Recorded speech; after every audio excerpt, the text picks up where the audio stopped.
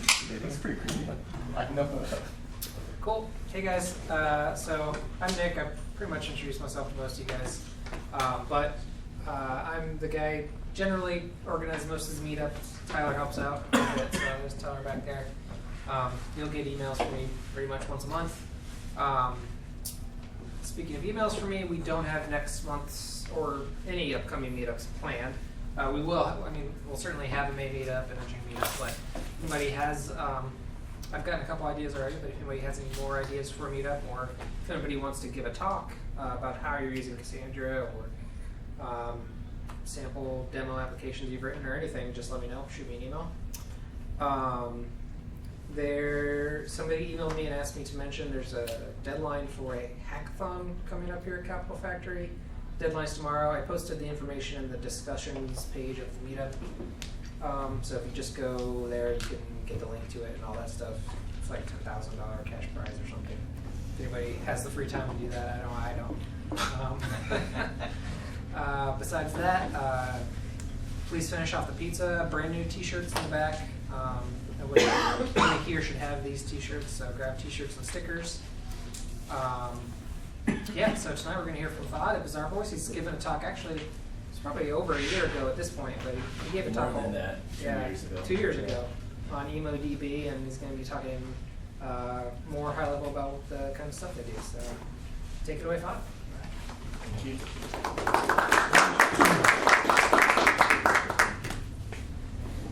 So yeah, we did talk about EmoDB. We'll just go over it a little bit just to set the context up. Last talk was basically an overview of EmoDB. And what EmoDB is, I should start the talk. That's my information, Fahd, like Nick mentioned. So a little bit about Bazaarvoice. Bazaarvoice is an Austin-based company. Founded in 2005, went public in February of 2012. We have thousands of clients, hundreds of millions of pieces of content. Basically, if you've ever shopped anywhere other than Amazon with an online retailer like Walmart or Best Buy or Home Depot, you probably interacted with our software. We are the ones who actually put review data on these websites, reviews and ratings. So basically, just to put ourselves on the map, because we are a white label company, you don't usually hear our name unless you're in the habit of always going to Chrome Inspect tab and go to network and see all the places that your website is going. Then you must know our brand name. So Bazaarvoice is actually, and this is actually a pretty old slide. I was showing it to a couple of coworkers at work today, and they said, we're really doing 650 million per unique visitors. But basically, that's not the point. The point is that we are up there. We are still doing more monthly unique visitors than Twitter, just to put, relatively speaking. What this means is that that we do have to care about our data infrastructure. Reviews need to be fresh, and they also basically our clients, such as Walmart, they are trusting us with one of their most valuable online assets in the form of PDPs or product description pages, and we can't bring them down on a Black Friday. So that's why we created EmoDB, which basically you can think about it as a internal hosted DB service, and we do intend to open source it. Nick, I would like to talk to you after that about that a little bit. All right, so overview. This is what we're going to talk about today, though. We're going to focus on a particular aspect of EmoDB that we needed, but we did not have this metric right out of the box, called full consistency timestamp and full consistency lag. We're going to define that. And reason we need to define that first is because we're living in an eventually consistent world. So full consistency timestamps is not something that you can know intuitively, but what does it mean? So we try to define that, put some parameters around that, and see where that leads us. We're going to then, instead of jumping right into algorithms, we'd like to go through some of the applications of FCT in distributed systems. So that should give us some idea of what our motivation is. Distributed compaction, this is different from Cassandra compaction. We'll talk about this. This is in context of InmoDB, and this is an external process for append-only databases where you have immutable updates and you need to do compaction. And so that's what distributed compaction is. It's also an application of FCT, but this was the main concern that we had that led us to create full consistency timestamp metric and then go with that. And then finally, we'll also talk about algorithm, how we determine full consistency timestamp and full consistency lag. And then there's some failure conditions that we'll go through as well. And then I have a final thought on GC Grayseconds, which is a configured value in Cassandra, and what that is basically that tells your Cassandra compaction on a node how far back do you keep your tombstones, and that's what your GC Grayseconds are. By default, it's actually set to 10 days. So for 10 days, your Cassandra node, if you don't do anything if you don't muck with your configuration, each of your Cassandra node is going to keep tombstones for 10 days before expiring them. All right, so just to set up the context here, I would like to go over our data infrastructure real quick. This is the quadrant that we'll be talking about the most right now. As you can see, there's InmoDB, and I know this talk is not about InmoDB, but just to quickly give an overview. InmoDB, as I said, is a hosted database service. It's a RESTful API that all other people kind of use. Behind it are multiple, not one, but multiple Cassandra rings. And the reason is, in those Cassandra rings, they have obviously key spaces, and they have different replication settings. So some of these key spaces have global replication settings. Some of them have some combination of data centers. Some are local to US, some are local to EU. And now more so because of the EU compliance laws and everything. So IMO is trying to abstract that away from our consumers. It just publishes something called placement, and you don't have to know, let's say, global placement, whether it's EU, US, or APAC, or whatever. It's just global, or you can name whatever placement you want. And it can support massive global rights. So that's our thing. But one more interesting thing that InmoDB has is a data event bus. So think of InmoDB as a hosted database service that, or a key value store, but also it exposes a data bus. So you can not only just scan your tables and do a lookup by ID, but you can also have subscription on this data bus and say, I want to know every data change, including deletes that happen on these tables that I'm interested in, and then keep pulling this data bus, and you'll be notified about any changes, any events. And the idea being that we wanted to do separation of storage and query, because by default what happens is, if you're, let's go back traditional MySQL or Mongo or whatever, your data model really depends on the retrieval optimization. Because InmoDB is very generic, we did not want to do that. We did not want to have retrieval concerns creep into our data model. And so, because exposing the data bus allows us to have several downstream applications which are eventually consistent, but you can use Elasticsearch, you can use MongoDB, you can use MySQL, whatever makes sense for your application. You can just start using Databus and then basically use that internal data store for yourself. So InmoDB is more like a system of record, good for massive global rights, good for putting things in its buckets, good for compliance laws and stuff like that. And also, then it provides you a data bus, which then you have full autonomous. You're fully autonomous to not only for your data model, but also the choice of your database. Any questions about the infrastructure so far? All right, I'll keep going. I think I've already mentioned most of these things.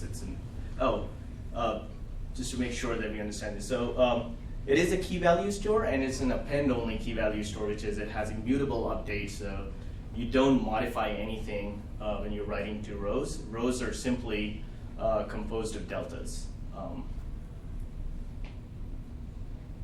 One more thing about the data bus is this data bus is cross-region data bus, which means that I can have an application that is doing massive writes in US, but then another application can be in EU and listen to the data bus, and they'll keep up to date in a reasonable time. And this is also one of the reasons why FCT is very important to us. It is multi-master, multi-data center, fault tolerant, and all the reasons that Cassandra is good at, backed by multiple multi-region Cassandra rings. All right, so that brings me to full consistency timestamp. Oh, sorry, go ahead. Quick question on emo. Is it so abstract that you can swap out Cassandra for something else?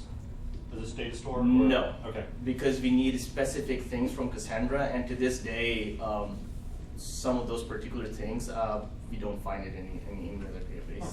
Yeah. But that's not Cassandra leaking out through Emo's API. That's just That's you're an just saying implementation there detail. isn't another database that would support Emo. Not Okay. that. But if there were, it's abstract enough that it could change in the clients of emo. Yes, it is very abstract. There's no, thank you for, there's no leaking abstraction from Cassandra to EmoDB API. Okay. So you're just talking to EmoDB. Cassandra is really an implementation detail of EmoDB. So let's talk about full consistency timestamp. So just to be on the same page, I know most of you probably already know what it is, but a system is set to be fully consistent when every data or any data event is consistent on the replicas that it needs to be at. So if I say that data or a record A is in state S on node 1, it is in the same state in any of its other replicas or data centers. So that is a fully consistent system, right? So one way of having a fully consistent system in Cassandra is to always do your writes with global consistency level, right? So we just do that, and we know, okay, every time I do my write, it goes to all the data centers around the world, and unless and until it has completely succeeded in doing those writes, I won't have my write successful, which is not what we do always, but that will give you full consistency system, or fully consistent system. That is not interesting at all. So we're going to talk about eventually consistent system. One thing about eventually consistent system, and we'll come back to this point later, is that this system may never be in a fully consistent state. And the reason is, you're writing something to data store 1, and given enough, or not even enough, but given reasonable write throughput, there is a possibility that there is at least one update that is in flight going somewhere, which means that there is a time T where not everything is consistent. You may have a data here or a record here, but that record is missing from this node because it's still in flight. So now, in this system, this is what we are living in, right? So considering an eventually consistent world, how do we define full consistency timestamp? Because obviously there's no timestamp and it was fully consistent, but, well, let me back that statement. So we define FCT such that any event E whose timestamp T is less than FCT, then E is guaranteed to be consistent on all nodes. So I said this, but let me give it as an example. So right now the time is 7:15 p.m. Let's say FCT is 6:15 p.m. What I'm saying that then is any event that is before 6:15 p.m. is guaranteed to be consistent at all its replicas. So any event that happened at 6:10, you can just be guaranteed and rest assured that that event is available on all your data stores or data centers and nodes. If there is an event at 7 p.m., it is possible that it is available, but there's no guarantee. So that is what FCT is. And more formally, just to be sure we're all on the same page, this says for each event with timestamp E, if that timestamp E is less than FCT, that implies that that event E belongs to a fully consistent state. I'm going to stop here for a second. what's the difference between this and your previous thing? This is more formal, and this is more correct. Previous is English, this is mathematics. I see. That's it, seriously. But yeah, if there is any question, you can stop me now or later, it's fine. Again, just to belabor the point, I'm going to make an example out of it. So there's inconsistent state, and there's the fully consistent state. We don't care about the fully consistent state, but in the inconsistent state, the FCT in this example is time of delta 2. So delta 1, delta 2, delta 3 are nothing but updates. And you can see that delta 3 is in flight, going to data center 2, and FCT is time of delta 2, which means before that, delta 1 and delta 2 are assured to be present in all data centers. So is the FCT concept explicitly the max time at which you can say everything's consistent, or is it just any time that you're talking about? Because you could also say FCT is 1 in this case too, sort of. Yeah, you can say FCT is 1. Okay. It's not the max time. Okay. So I want to be explicit about that. So as long, you can totally say FCT is 1, and we'll actually get to that later, which will also be fine. The reason is all we want to make sure is anything before FCT, if your systems are depending on FCT, they're depending on the guarantee that anything that happened before FCT is available in all data centers and all data nodes and everything. Now, if you have some others like Delta 2, which is also consistent and everything, that's fine, but nothing is breaking at that point. So it's not max. We strive to be as Yeah, close it's as most possible, useful to be. but not necessarily. All right, so that brings us to some applications of FCT. I'll just jump right into that. So here's a really cool and interesting application of FCT. So let's say we want to invalidate caches, right? We have a distributed system. We have our data center in US, and then we have one in EU, we have one in APAC. What we want to do is we have applications that are on top of our database system that have caches. And we want to keep those caches warm and up to date. But what we don't want to do is we do not want to expire them like periodically. We don't want to like pull every time to the database and say, hey, you got anything new, or after 5 minutes I'm going to expire my caches. I want to be really up to date with my cache as much as possible. And so how do I invalidate my cache without writing with a global consistency level? Because if I'm writing with a global consistency level, then I'm losing efficiency and all that. So I just want to write, matter of fact, I would like to write at consistency level 1, or any consistency level I want, and then be able to say to data center 2 or any other remote data center, hey, update your cache.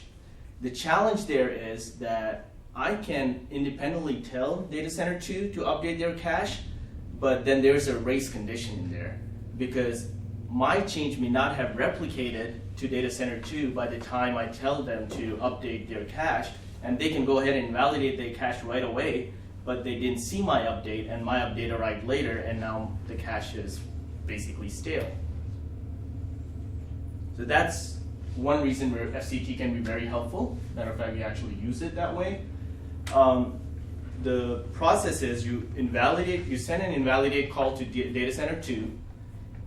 You mention the update timestamp that you have for your update that you just made, and then data center 2 waits till the timestamp T is less than fully consistent timestamp. So once it waits, it knows that, okay, now this timestamp, because this timestamp is less than or equal to FCT, I can go ahead and bravely invalidate my cache. Synchronizing events.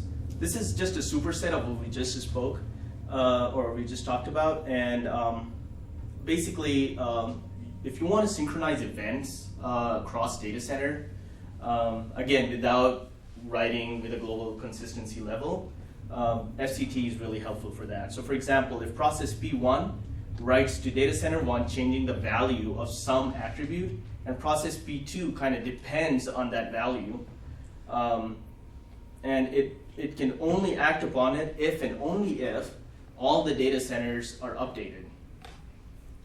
So for that, again, you can use FC2, process P2 can keep polling for it, and anytime it sees some work that has to be done by itself, it can check, it can take the update timestamp, and it can look at FCT, it can compare both of them and say, okay, fine, now I can do all the work. Another, like this is very generic term, and that's why I wanted to put in there, because really any kind of synchronizing events can get help from FCT.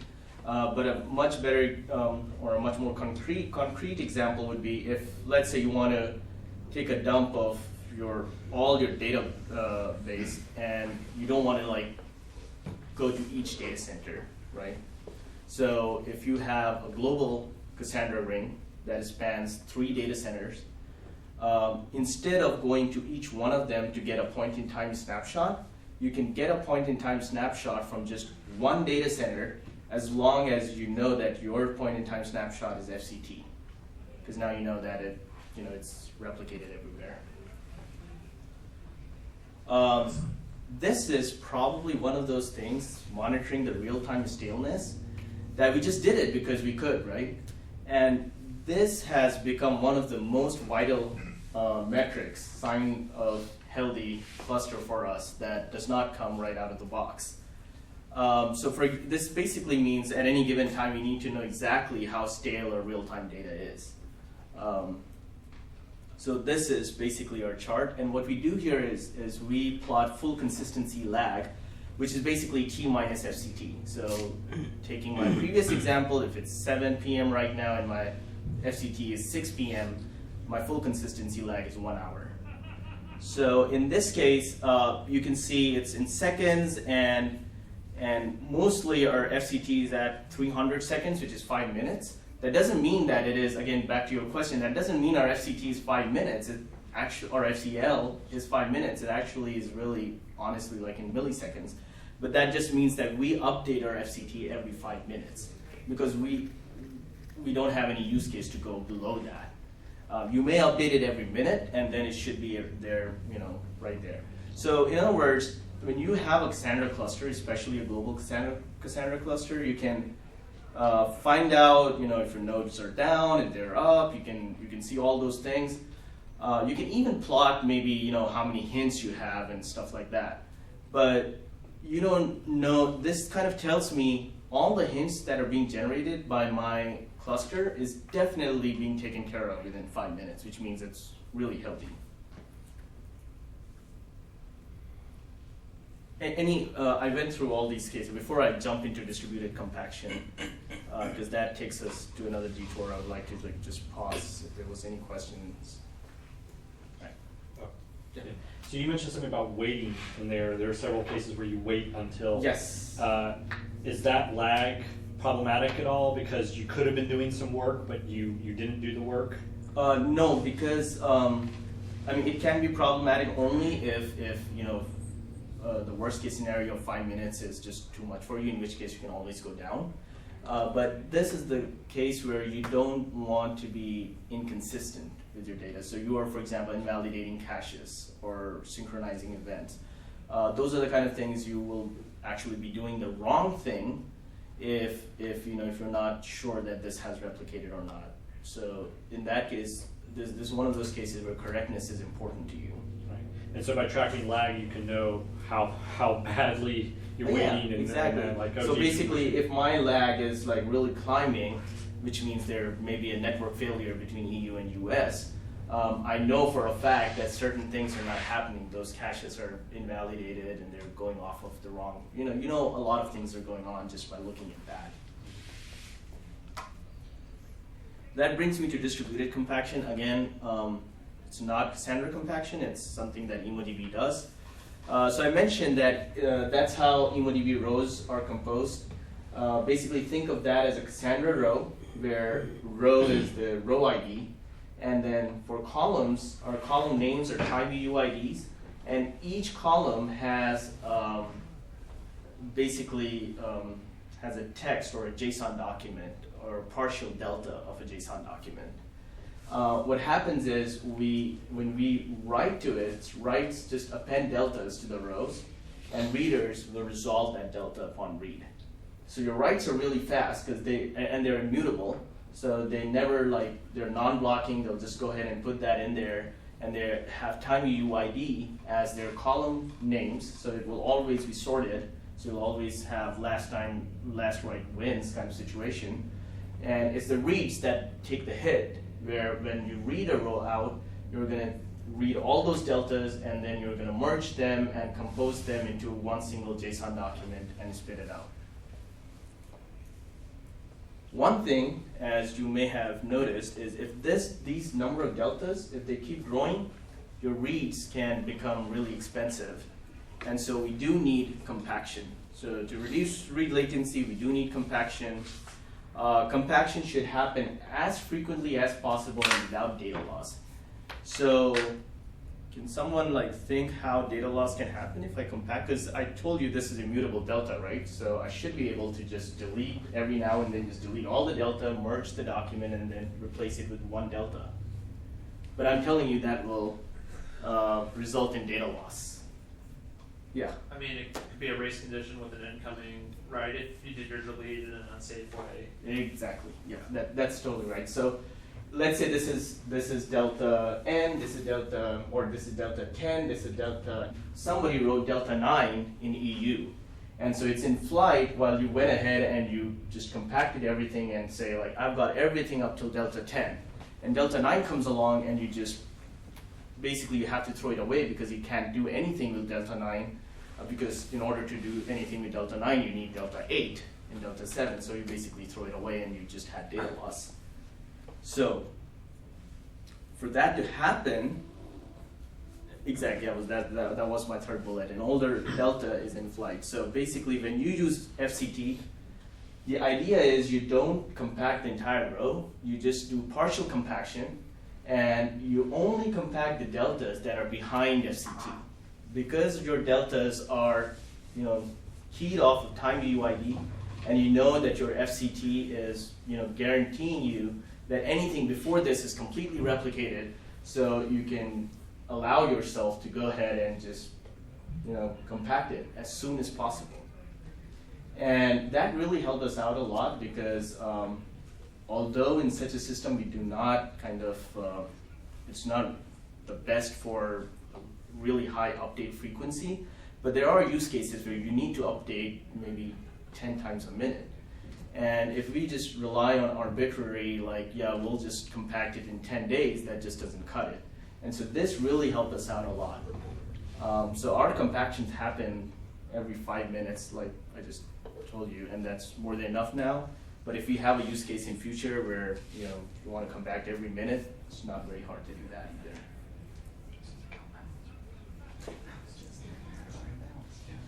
So now I'll get into the FCT algorithm. And before I get into that, I'll just do a quick hinted handoffs thing.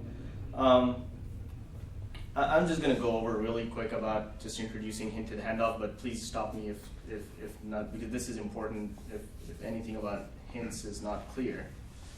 So hinted handoffs was introduced in the Dynamo paper as a way of handling failure, and Cassandra uses it for fault-tolerant replication. And all it is really if a node is trying to replicate a write to its neighbor or to a replica, and that replica for some reason is dead or unreachable or whatever, it's going to store a hint locally and then come back to it at some time, maybe 10 minutes later, and then try it again.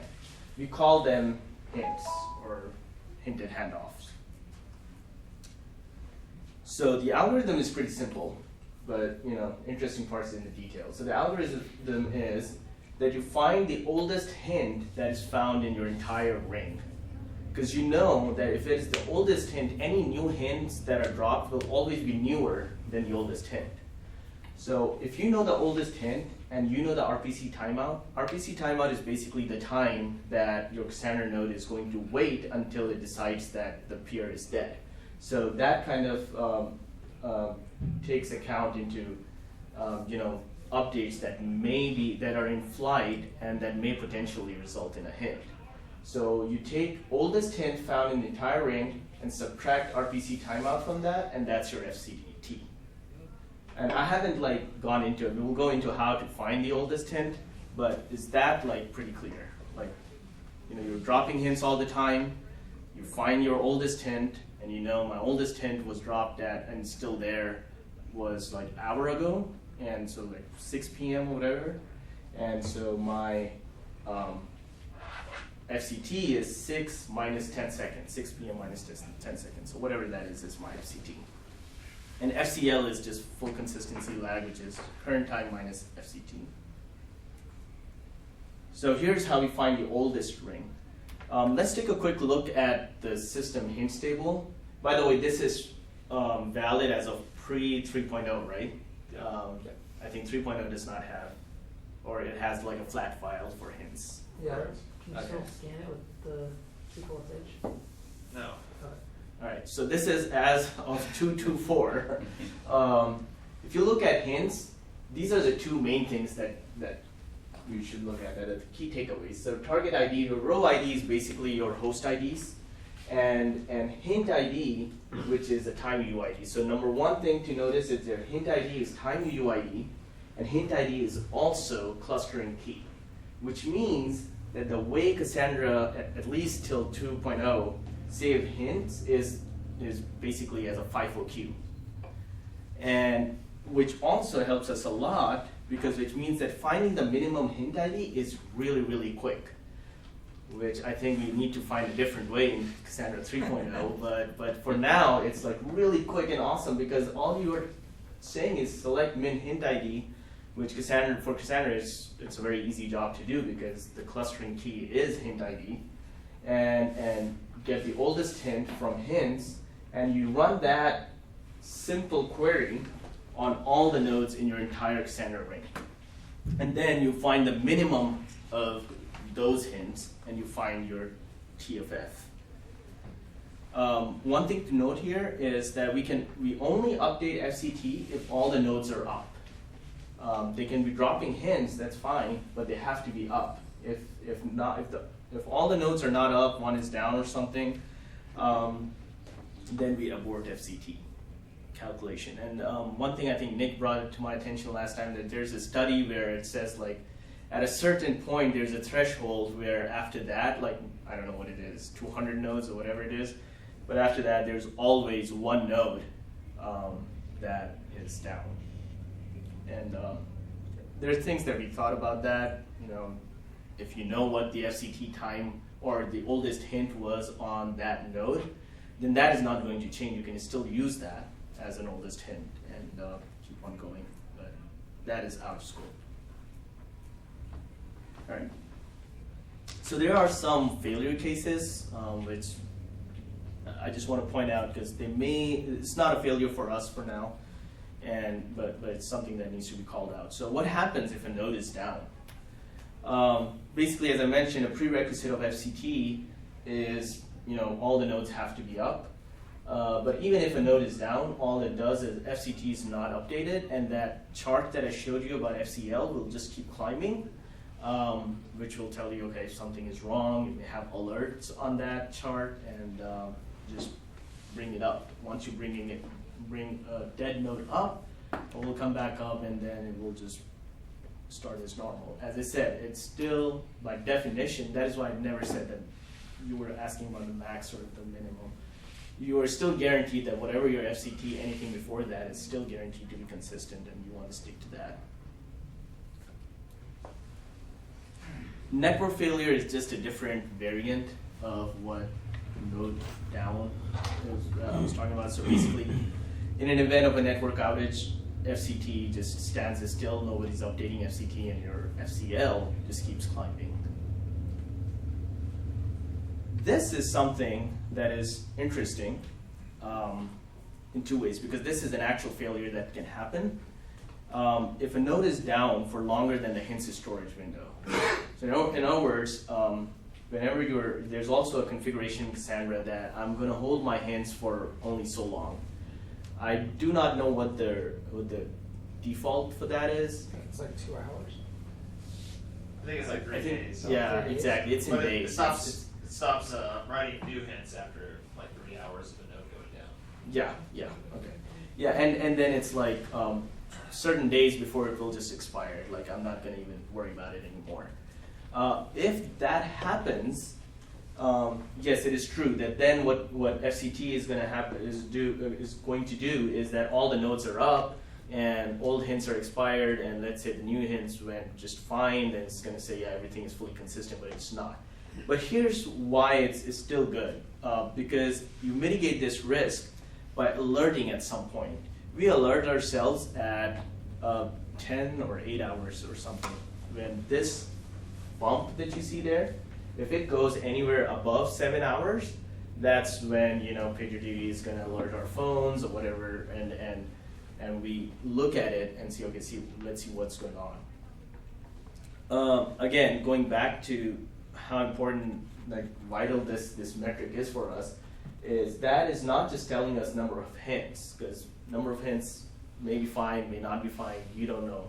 But this is actually telling you that, hey, look at that. Yes, you're dropping hints like crazy, but because your full consistency lag is exactly at 5 minutes, which means you're able to keep up with it. And if this is going up and down quite a lot, that kind of usually suggests that maybe you're having capacity planning issues when we add a node or something like that.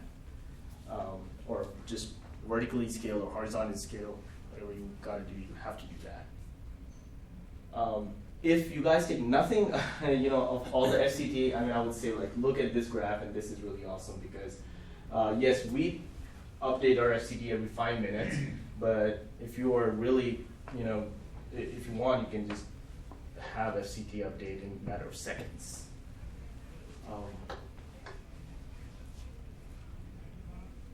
So this is just now this is really theoretical, this whole slide. I just wanted to throw it in there because, honestly, to start a discussion and just see if my thinking is completely out of whack. So we basically found a deterministic way of finding a full consistency timestamp, right? So we know that if FCT is 6 p.m. or an hour, then anything before an hour is already fully consistent, right? Then why do we have GC Grayseconds? GC Grayseconds in Cassandra is a completely arbitrary value. By default, it's 10 days. I can make it 1 day, I can do whatever, but there's no guarantee that, sorry, let me introduce GC Graysecond first.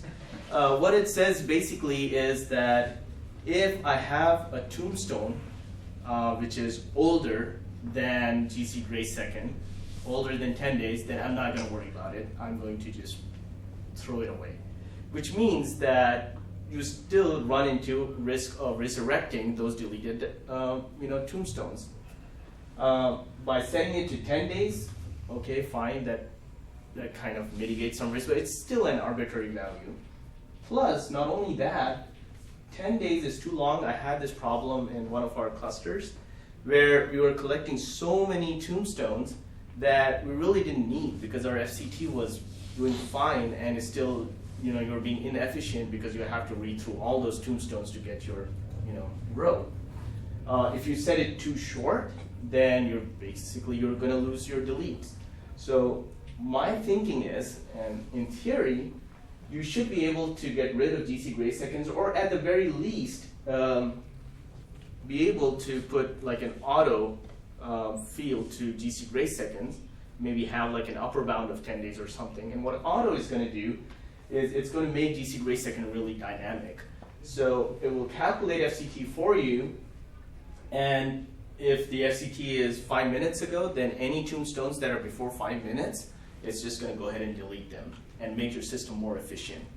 If it is, FCT is 1 hour ago, then it will keep the tombstones that are to 1 hour. But in other words, it's going to be very dynamic, and it can possibly, make your system better. And I see Tyler thinking, so I guess that's a good sign. So Yeah, I think we've considered things like this before in the past, and I'm trying to remember what the problems with them are. I think it might be that there are still some very rare cases where hints are not perfectly reliable, yes. and that might be the reason why we decided not to do that. Right, and I was thinking about that, and there definitely are things that can happen. So you cannot completely say it. And I was thinking, we already have something that is arbitrary.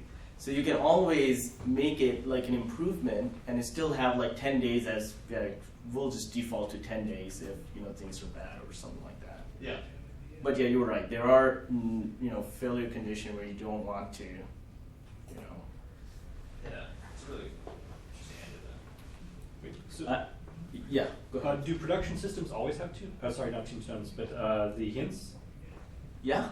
Okay. Because Like you don't have a system without hints ever. sometimes you do. I mean, Okay. depends on your throughput. Yeah. But it is very common to have a production cluster that is always leaving hints because you have such a big, massive throughput coming in of writes that it's only able to reach, or there's some node that has a network hiccup or something like that, so you just lost like 1 or 2 or 3 hints here and there, and it's there. Because if you had none, you would be unable to do the. Oh no, actually we FCT. can. Matter of fact, honestly, I did not put it here because this is an evolved version. Our first version was it would wait until there are no hints anywhere and then take that timestamp. So for example, if there are no hints anywhere, oldest hint is basically whatever timestamp you use to pull your ring. Nodes. Yeah, so it still works. Works even better, but yeah. Do you introduce like any sort of fudge factor for clock skew? We have 5 minutes, which is more than enough. So Fair enough. because we already are updating just 5 minutes, every 5 minutes, we don't need any fudge factor. But yeah, I see your point. I do want to mention that while looking this up, Peter Bayless, and I think this goes to Nick, he introduced this paper to me. He did something similar back in 2014, which is quantifying eventual consistency, but his is pretty different from his goals are different basically. He's trying to come up with probabilistic bound staleness, so it provides you an expected bounds of your consistency based on statistical values of your cluster, which is kind of different from what we were saying. We were saying like this is exactly the FCT before which everything is consistent. Well, so do you guys have any questions or anything? I have a very stupid question. How do you measure FCT? You showed us this graph. Yeah. Yeah. How did you get 1 point on that graph? Sure. I mean, you gave me this definition earlier, and then you gave me a graph. Yes. I couldn't connect. Okay, the graph. so here you go. So, did you understand the FCT at least? So, Yeah, the definition. yeah. Okay, so FCT is basically you can get an FCT anytime you want, right? And the way you want it, so let's say you want to find FCT right at this time, all you do is find the oldest hint Okay. and subtract the RPC timeout, that's your FCT for now, right? So FCT is full consistency timestamp, FCL is full consistency lag, which is all it is current time minus FCT. So in this graph, all it's saying is how far back is your FCT from now. So at this point in time, when the spike happened, my FCT is 600 seconds ago. And later it just went back down and then it was 300 seconds ago. All right. So these hints, Yeah. they come from failed writes or failed reads, Exactly. and your FCT is computed from the hints. From the hints. If there were no hints, you would not be able to. No, again, if there are no hints, that just means that everything is clear, then, okay, let me put it this way. If there are no hints, then TF, it becomes 0, and it should be mathematically correct. This should be an absolute value, and then your FCT is RPC timeout. So it's 10 seconds, basically. Actually, no, it's still not an absolute value. So it's, if your TF is 0 on that slide you just had up, Yeah. then your full consistency timestamp is minus 10 Minus seconds. that. So Yeah. that you take for your full consistency lag is always now minus 10 Now seconds minus at R. the most. Yes. So yes, I stand corrected. Literally, TF becomes T now, basically. Yeah.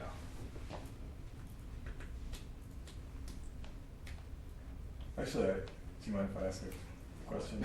I just now thought of it. Yeah. So who is computing the FCT. So in other words, you're in a distributed system.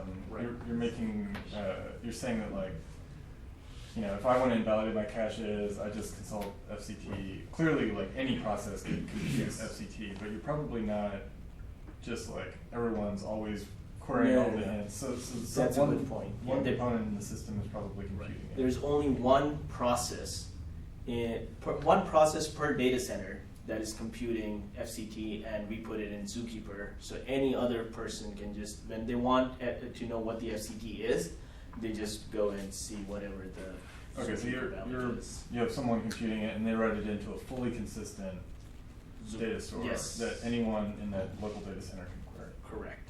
Yes. So yeah. Did you have you considered just using Paxos and Cassandra rather than Zookeeper? No, we did not, because we have Zookeeper Fair. that everybody uses, so we did not. Do you scale Zookeeper across multiple data centers? No, we don't. Does Paxos do that? Yeah. And Cassandra, Okay, that's interesting. I don't know if Zookeeper can do that, but I don't know. We don't never do that. it's notoriously bad at scaling Okay. geographically. Okay. Yeah. Which is why I asked. Zookeeper is? Okay, yeah. Yeah, it is. No, That's that- why we don't do it. But that's good to know that Cassandra's Paxos is globally can do that. Very interesting. So if you have, if you set up a global Cassandra ring, you have, am I right in saying that you inherently have a kind of like a Zookeeper in there in form of Paxos? Yeah, I mean, Zookeeper and Cassandra both implement Paxos, so Right. if you use the transactions in Cassandra, you'll. Oh, okay. Okay, yeah, I see what you're saying. Well, but then is there a concept of a leader? No, the Paxos is performed over all of the replicas for whatever partition queue you're operating on, and then it's just a normal round of Paxos to establish the new value for whatever you're setting. So there are no leaders, even temporary leaders or anything like that. Is the FCT per partition, or is it considered just across the entire database? This is across the entire cluster. So you may even have like several key spaces in there, but this is completely for the entire cluster of Cassandra. So do you have a chicken and the egg problem where you have to worry about the FCT of the FCT values? FCT for the FCT. So you said they're that's- stored locally. Oh, yeah. That's why you write That's it into why a I fully do- consistent. Yeah, Oh, okay, yeah. okay. That's why you put it in a fully consistent database Yeah. in each data center. Okay. Yeah. So that's actually interesting because I showed the graph of, because it's much more cleaner and simpler, of just one line. What we have is as many lines as many data centers we have. So sometimes they actually vary a little bit because of that. So when you see your full consistency lag graph and you're trying to troubleshoot, well, where do you go? Where do you look to next as to where if it's going up? Right. Do you look at your So the first thing is we have like a RESTful API that will give us all the hints in all the nodes, and so that will right away tell you that if it generally it is some node that is dropping hints, in which case okay. So there are two possibilities. One, which is 85% of the time, is some node is down, and right away okay, it's not creating calculating FCT again. The other more crucial possibility is that it actually is, putting down hints, and that your hints is so far back which means that you just need to have more. You need to scale up. Network laggers. There's network lag, and that is what I was talking about. Is we just started like charting this for no real reason, just because we had it. Why not? But then we realized that this is really awesome because if we didn't have that, there's nothing that is telling us that, other than if you go in and, say, okay, my hints are, really great, but your hints can still be a lot of hints, but your, cluster may be fine because it is keeping up with that. So there's nothing that will tell you that, dude, you need to like scale up your cluster because your last hint was 2 hours ago and still it's not like completely done. Yeah, this seems really useful for a lot of people, because a lot of the common question on the Cassandra mailing list or IRC is, how can I tell when my cluster is, all the data is consistent, or like how far behind Exactly. replication is. Yeah. And yeah, this is a pretty clear metric for that, I think. Right. If Cassandra exposed hints at a per key space level, would you guys be interested in updating it on having a per key space FCT? Would that be useful? Sure, why not? Yeah, I mean, because it doesn't matter, right? I mean, as we're doing it, you basically what you did is take the granularity level from here to here, Sure. which is actually even better now when I think about it, because it could be that other key spaces are just fine, but now they have to pay the price because this one key space is acting weird. I don't know if that's exposed in the file-based hints, do you know?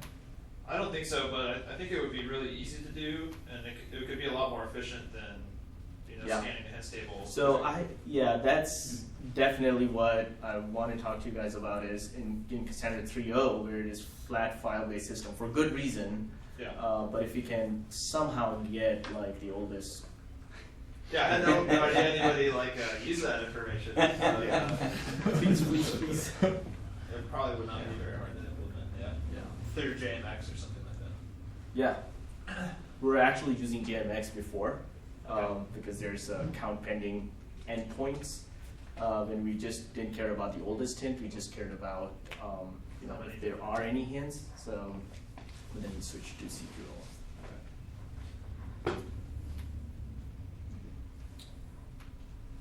Oh, sorry. Yeah, what kind of consistency level do you run at? You run at full consistency or? No. No, okay, I was like, that's that's why probably crazy. no point otherwise. Yeah. But yeah, I mean, we have not all the consistency levels that Cassandra gives us.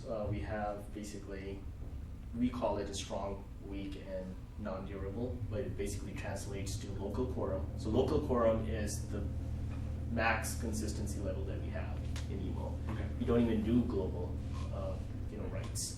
So local quorum and CL2, which is weak, it just goes to 2 nodes, and then non-durable, which is CL1. Yeah.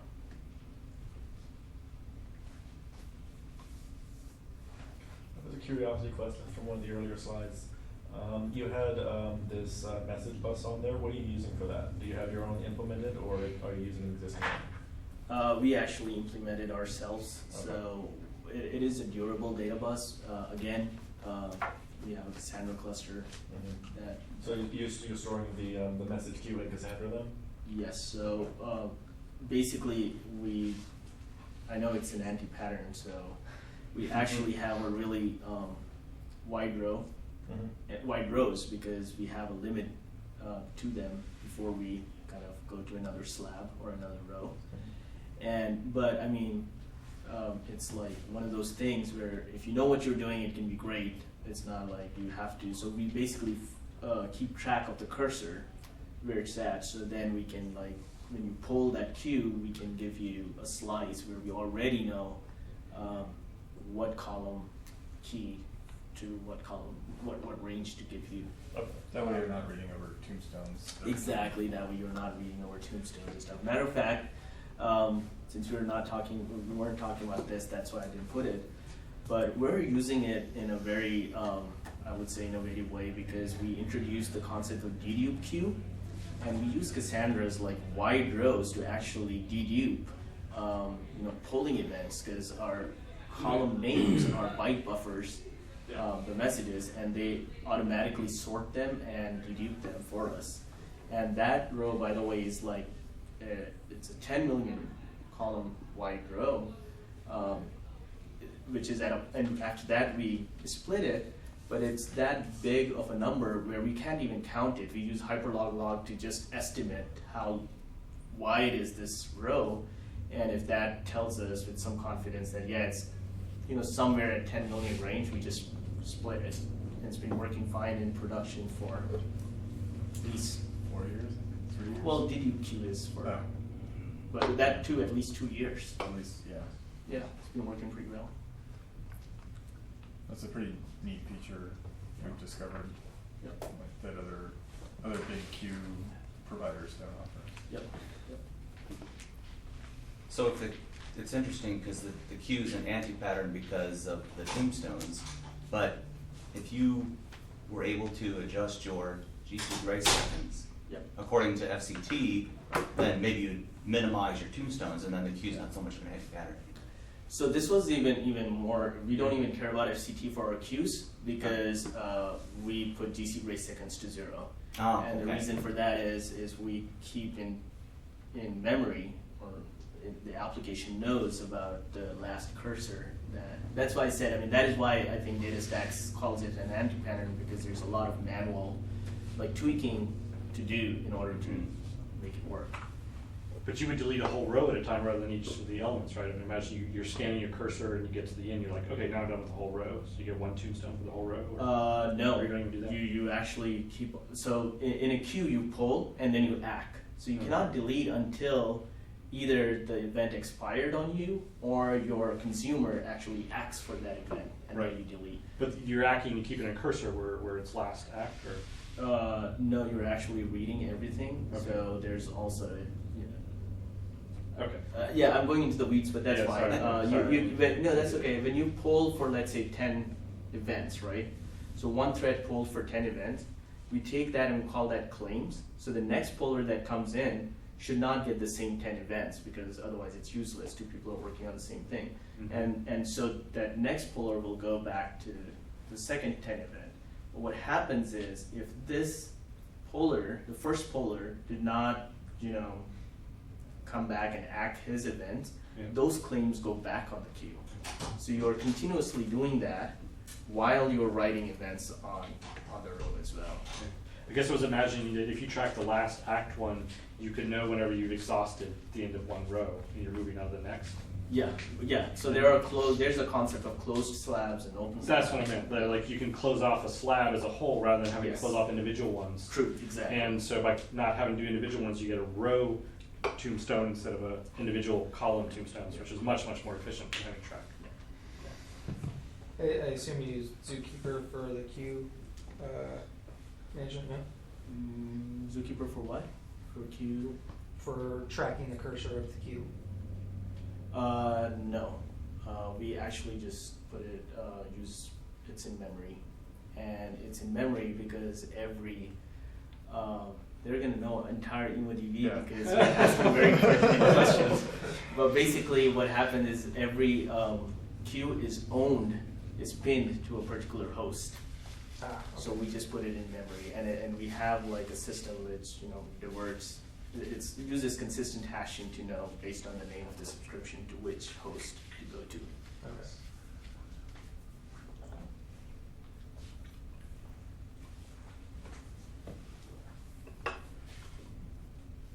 Okay. Cool.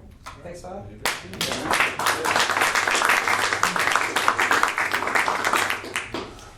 Please get pizza and t-shirts, guys. Otherwise, I gotta carry them. No, that's funny. We're doing that on the account now. Problem, exactly. Yeah. Oh, yeah? I mean, that's what your CC test does right now, basically. Yes, it does. Yeah. Oh, okay, yeah. System database. That's awesome. Yeah. Stuff. I want to talk about this. I must be able to supervise. Notice you didn't. So, That's pretty doable. something, Yeah. just There's more. this is saying now for it, but I was for what you're doing to run balance and CC seen that. But I'm quite sure I'm missing something every time. Hey, why aren't we doing this? It's like you're forgetting this. So, Well, it has seen many revisions, and it's quite bruised in terms of it's had its fair share of problems in production. We had a big scaling problem where we were scared. So, because I think you could watch over time and how much time it took. So, if you're computing, you're doing this compaction on these rows, and it takes 10 hours to do. So, oh, geez, we're just going to be doing this all day long. right. This was for the cesium task. Yeah. And so it had to be rewritten at one point to get much faster than it was. After we reloaded it. So we went through several learning experiences, but I wonder if the result was simple because of the effort. Sometimes it takes a while to get to the simple thing. So it might actually be simple, but absolutely, but it took a lot of iterations and all the really heavy thought was already done. Yes, exactly. Mike, you know Don? No, I don't think so. Hello. John, Mike. Mike John Cummins, I work at Spin. Okay. We've seen each other in the lunchroom. Bumped each other in the hallway. No, I haven't hit in the hallway, but we share lunch at the same time sometimes. Oh, okay. Oh, in the break room. What's your role at FDevQA for the back end. Right now I'm working small business. Oh, really? Okay. To push for small business. Not quickly. Eventually, but they said there's a few things on small business they had to wrap up before they're ready to launch it. And then when they launch it, QuickBooks is the first one. So they're trying to get the base set finished. And every time we roll out a feature, something breaks. Well, yeah. Oh, we didn't think of say that. please don't. Gotta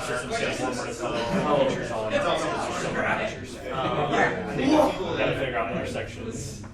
Yeah, the people that Trying to learn the get database. proposals, it's not just data sex people. Yeah, make sure you don't mess up with any of the 900 tables. Yeah. I feel like You're just trying to figure out which ones are active. Funny balance being one example. Yes. Oh, we're not even using that. Oh, it's a counter balance. I would like that because one of the I'm just surprised that we didn't go with the naive approach of just having the table that says, here's your account ID, here's your balance. Yeah. I guess I can understand that this is too long.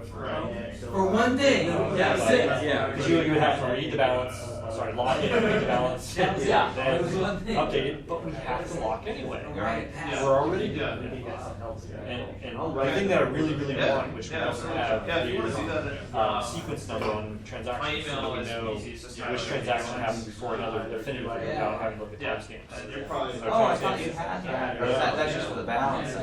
We have a sequence number for the balance, but it gets wiped down to 0 again every time you move it out. So it's non-unique. And we also have a sequence number called OSC. Sequence ID, sequence code, I forget what it's called, but it's in the account table, oddly enough. The account table is static except for one column. That one column is used to generate an ID that's used by the switches to indicate your ops coming in.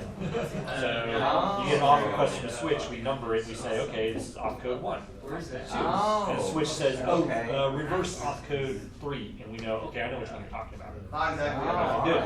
So we have a sequence for that, and it only is for authorization. I'm like, no, we should just do this for every financial transaction. That's important stuff, but we don't. Every message that comes in is the sequence, so you can always put them in the right order and figure out what happened. We can't reliably do that, which that's I should not. I'll take your place, Mike. Yeah, thanks. Oh, no, no problem. Nice to meet you. I actually missed. Well, I attended, I think, one of the meetings where Andrew was wrapping up his talk on Cassandra. Yes. I asked for one. So you're relatively new to this. Yes. Okay. It started in February. Oh, okay. And,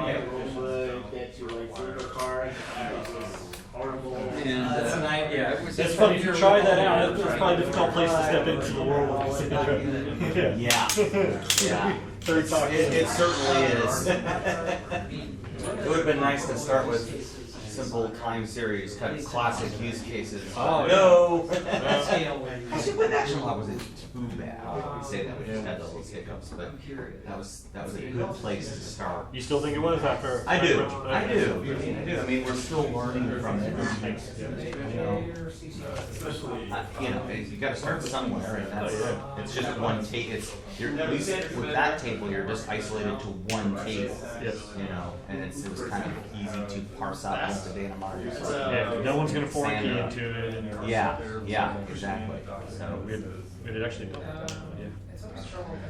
impulse message is just the opposite. It's a tangled mess. Yes. And I'm really afraid that we do our analysis. Okay, we found everything. No, and we talk to Depends. Then we talk to Brian's brother. Right. Then we talk to these other guys who also may look at it. I actually don't know. That's just an open statement for any of our tables.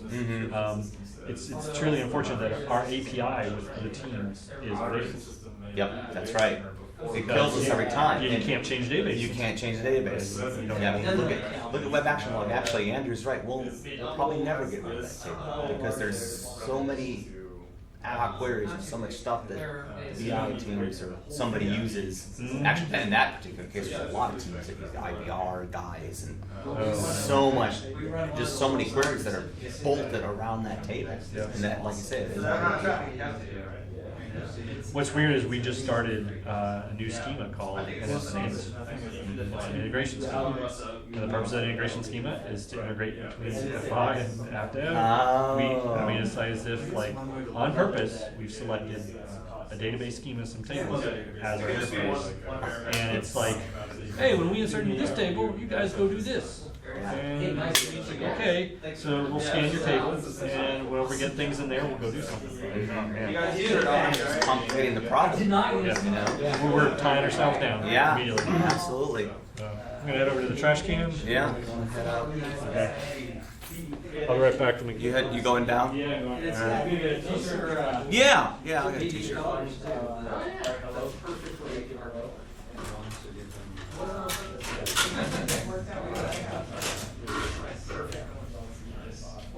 Alright. See you guys. Hey, nice to meet you.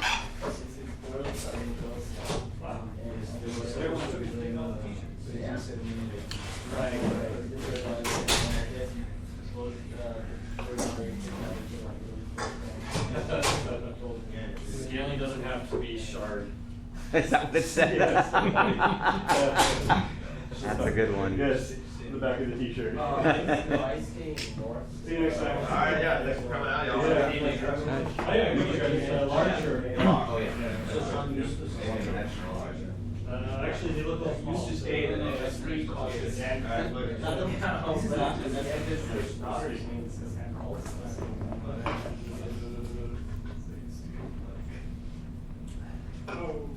he was battery for Cassandra. I don't know, roll the dice. Here you go, large. All right. Unless you want to try extra large. If you have an extra Yes, one, yes, we do. I'll use that off of that. Okay. Gotta fit her on my shoulder. Yes, there we go. There we go. We're good. Nice. It's an interesting talk. Thank you again. Yeah. Oh, yeah. No problem. Yes, I'm right. Yeah, we actually looked up 50 minutes. Yeah. Nice to meet you. See you next time. Anybody Alright. else need parking validation? Yes. Yeah. Okay. One or two? Two. One for each, I guess. Yeah.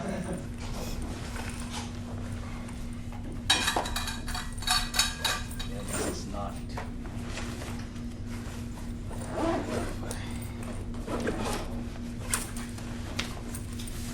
Yeah, I mean, you get cool stuff. Maybe I should speak at the. Well, you need to take some of your work and talk about it. When you do day-to-day stuff, you're like, what's am I doing every day? It's so boring. And then that's why you should give talks, because when you give talks, then You feel better about it. you feel better about it. It's not like a total waste of time. Like, or you get talk to everyone. Like, I can't believe you work on that every day.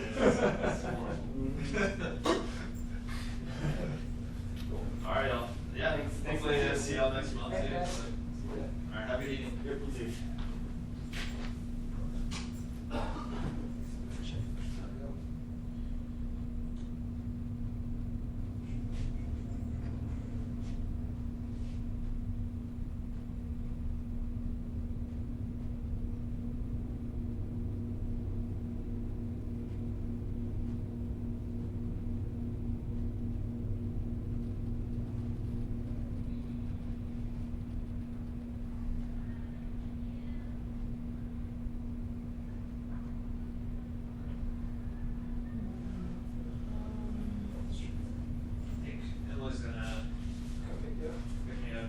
all the